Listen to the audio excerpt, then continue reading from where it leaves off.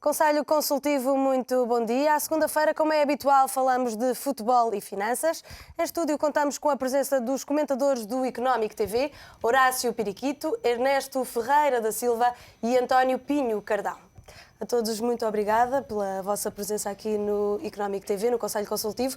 Eu gostava de começar por esta notícia que saiu hoje de o aumento do passivo dos clubes das ligas profissionais, que já ultrapassa os 816 milhões de euros, sendo que os três grandes, Benfica, Sporting e Porto, acumulam 90% do total desta dívida. Horácio Piriquito, comece por si. Isto é preocupante?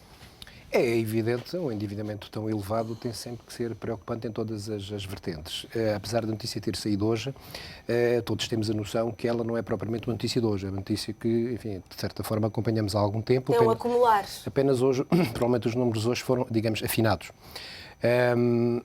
Também não está a passar em Portugal nada que não se esteja a passar noutras ligas europeias. É bom recordar que a Liga Inglesa está com muitas dificuldades financeiras e que a Liga Espanhola também está com muitas dificuldades. Os grandes clubes espanhóis também não estão propriamente à vontade, nomeadamente o Barcelona, que tem sido uma referência nos últimos anos de sucesso, que prova que mesmo ganhando, muitas vezes, a esfera financeira fica descontrolada e negativa. Em relação a Portugal.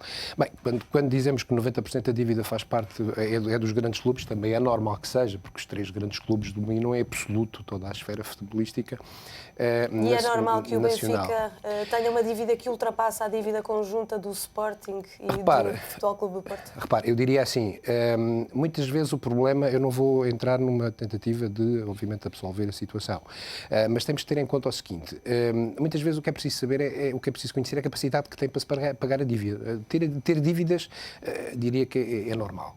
O problema é saber se as pessoas, as empresas ou as instituições, neste caso, têm condições para pagar. Será que o Benfica tem condições para pagar? Tem. Eu penso que o Benfica tem mais condições para pagar do que tem o Sporting e o Porto, mais que não seja, porque o Benfica, à partida, tem um conjunto de ativos que não estão a ser avaliados nesta notícia, que é muito importante, portanto, dizer quanto é que se deve.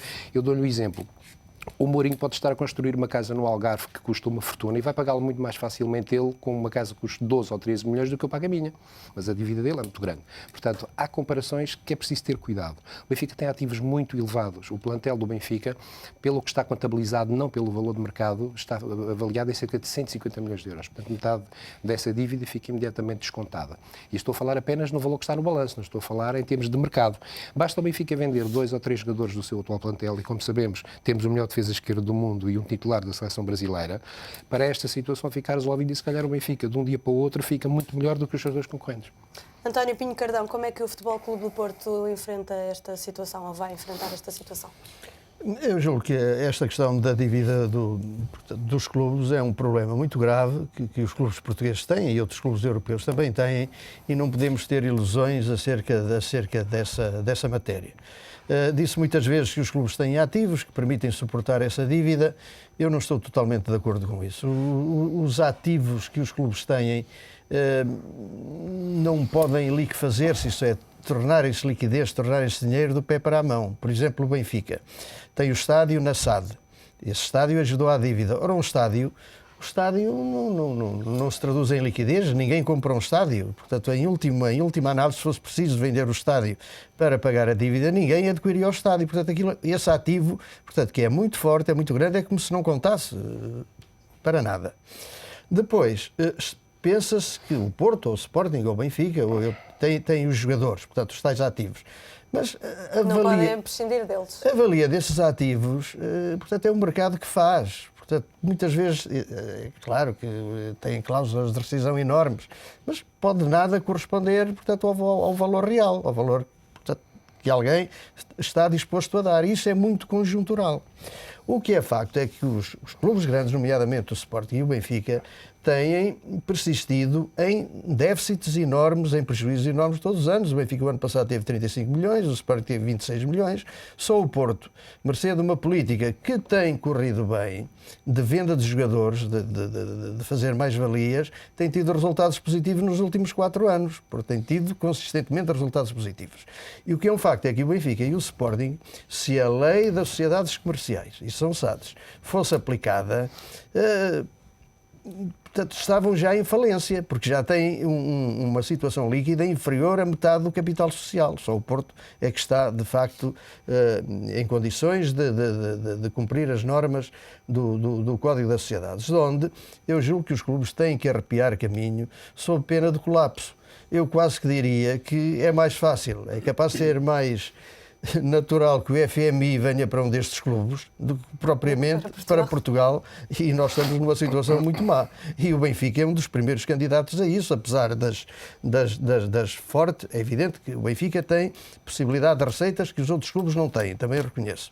Portanto, é um clube que tem muitos adeptos, não terá os 6 milhões, isso é uma lenda, mas tem muitos adeptos, tem audiências de televisão grandes, tem boas possibilidades.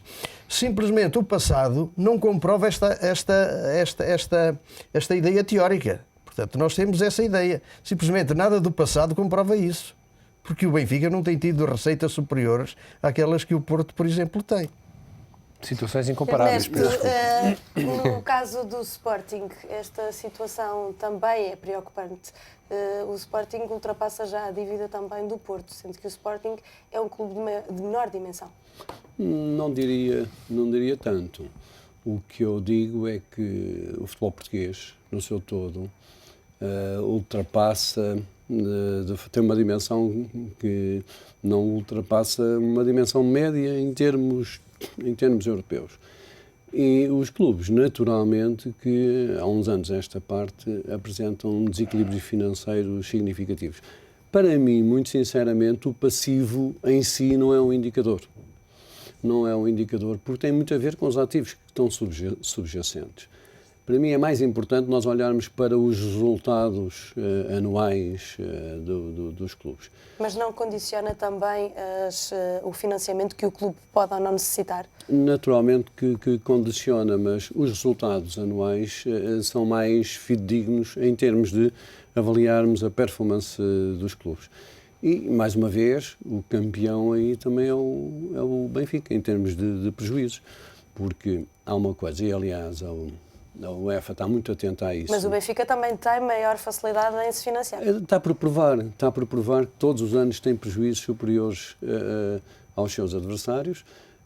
Se as regras do fair play financeiro que vão entrar para a época 2013-2014 compulsivamente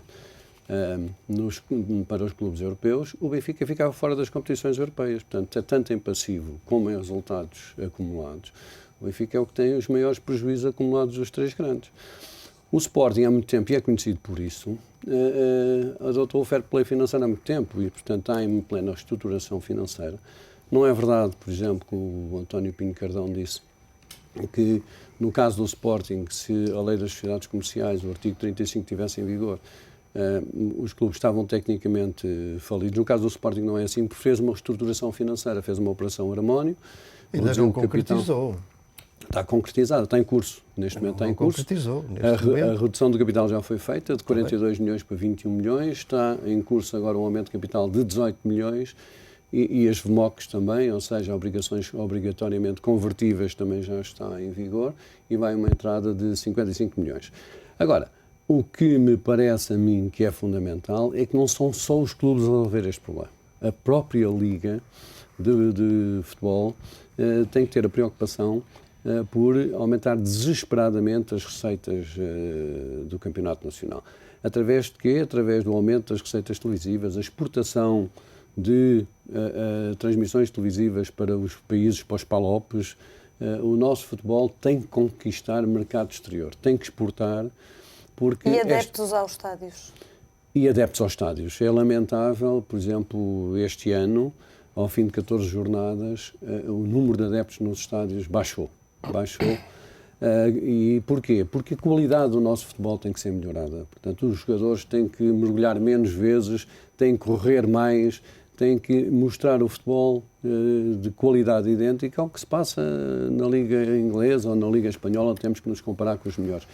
E eu acho que está a deixar muito nos clubes a responsabilidade de aumentar as receitas do futebol português. E a Liga aí tem um papel muito, muito importante e gostava de a ver mais ativo.